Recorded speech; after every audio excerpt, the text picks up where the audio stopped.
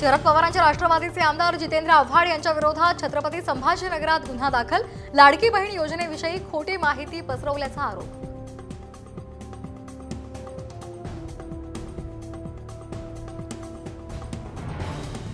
परकीय गुंतवणूक मिळवण्यामध्ये महाराष्ट्र पुन्हा अव्वल। उपमुख्यमंत्री देवेंद्र फडणवीसांनी एक्स वरून दिली माहिती। सलग 2 वर्ष परकीय गुंतवणूक मिळवण्यात महाराष्ट्र पहिल्या क्रमांकावर।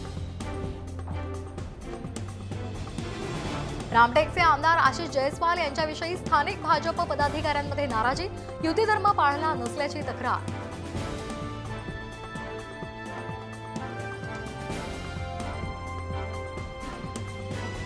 पुण्यातील आंदेकर हत्या प्रकरणाचा मुख्य सूत्रधार सोमनाथ गायकवाडच। साथीदाराच्या हत्येचा बदला घेण्यासाठी काढला काटा। पोलीस तपासातून माहिती समोर।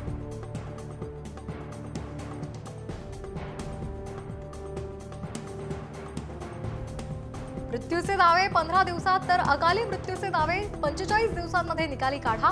इरडईच्या सूचना। विमा पॉलिसी धारकांना दिलासा।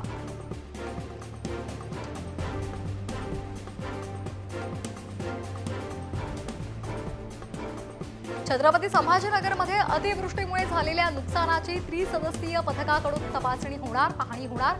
नुकसान झाल्यानंतर 72 तासाच्या आत विमा कंपनीकडे ऑनलाईन तक्रारी कराव्यात, अधिकाऱ्यांचं आवाहन। मागणीच्या तुलनेमध्ये आवक घटल्यामुळे डाळिंब महागलं। उत्तर महाराष्ट्रामध्ये शिवार खरेदीला सुरुवात। भाव 200च्या पार।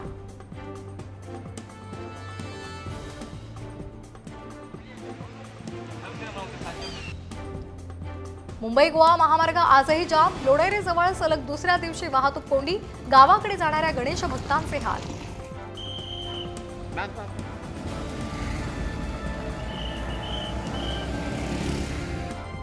पुण्यात भिडे पूल पाण्याखाली। खडकवासलातून विसर्ग वाढवल्यामुळे नदीपात्रातला रस्ता बंद। गणेशोत्सवासाठी खरेदीला येणाऱ्या नागरिकांना मोठा त्रास।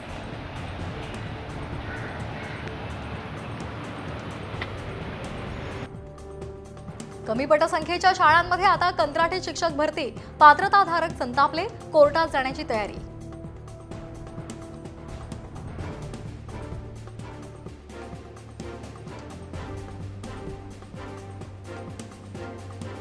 नवी मुंबईतल्या सर्व शाळांना गणेशोत्सवाच्या 7 दिवस सुट्ट्या जाहीर। सरकारी सोबतच खासगी शाळांना सुट्ट्या जाहीर करण्याचे आदेश। मनसेचा पाठपुरावा।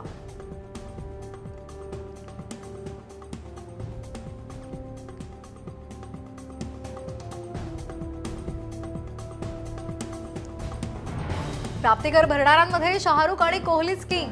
शाहरुखनं 92 कोटी तर विराटनं भरला 66 कोटींचा कर।